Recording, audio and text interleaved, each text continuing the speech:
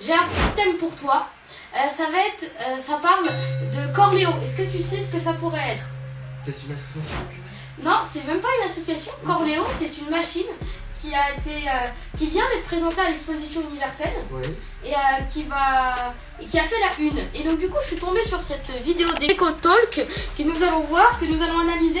Et je vais vous dire si je suis totalement d'accord avec ce qu'ils disent ou pas. Cette machine capable d'emmener l'homme dans les zones les plus hostiles serait une catastrophe pour la nature. C'est le concept de Kawasaki qui a dévoilé ce nouveau robot tout-terrain imitant le déplacement d'un félin, fonctionnement à l'hydrogène et qui devrait être disponible en 2050. L'objectif est de pouvoir se rendre dans les territoires les plus reculés et difficiles d'accès où l'homme ne va jamais.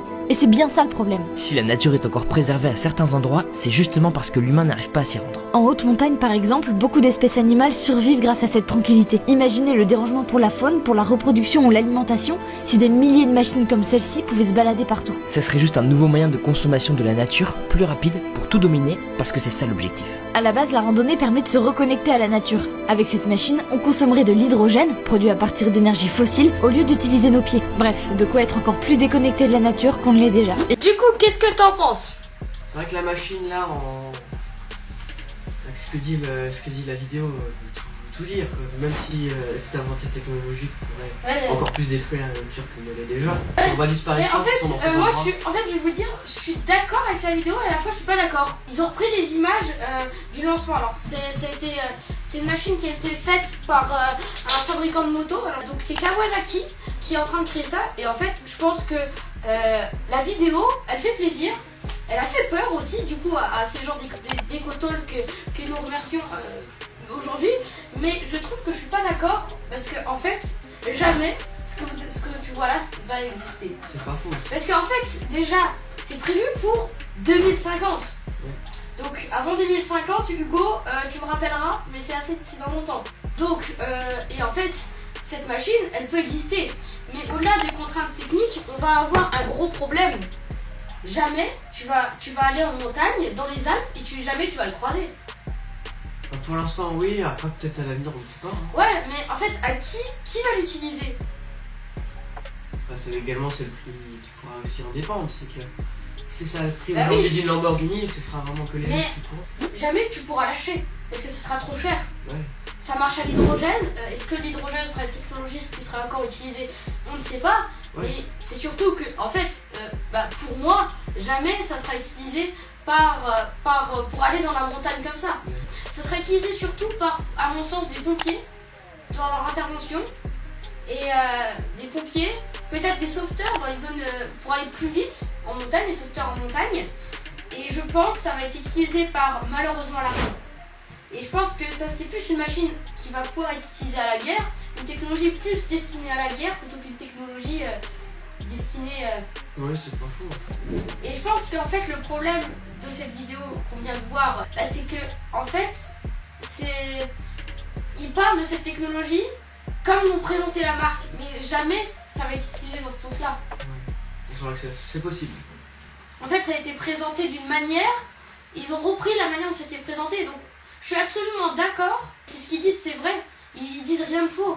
Mais le seul vrai problème avec cette vidéo, c'est que on a aujourd'hui, ça va être une technologie qui va surtout être utilisée pour la guerre, qui va être utilisée pour les secours, mais je pense pas que ça va être utilisé comme ça en pleine nature, par une fois ou deux. Vous, qu'est-ce que vous en pensez de ça du coup, est-ce que vous pensez que le monde en 2050, on aura des machines comme ça, fonctionnant à l'hydrogène pour aller se promener en montagne, en sachant que c'est des technologies qui vont nous coûter très très très cher? Je trouve que c'est quand même une belle réussite parce que le fabricant de moto, du coup Kawasaki, il a réussi à forcer nous qui sommes en train de parler en live là, et ça a réussi à forcer d'autres personnes, prenons l'exemple d'EcoTalk, à parler de ces technologies-là.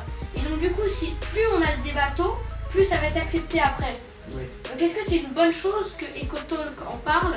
Parce que s'ils en parlent aujourd'hui, les gens vont s'aligner aujourd'hui, ils ne vont pas s'aligner en 2050 et la technologie sera prête en 2050.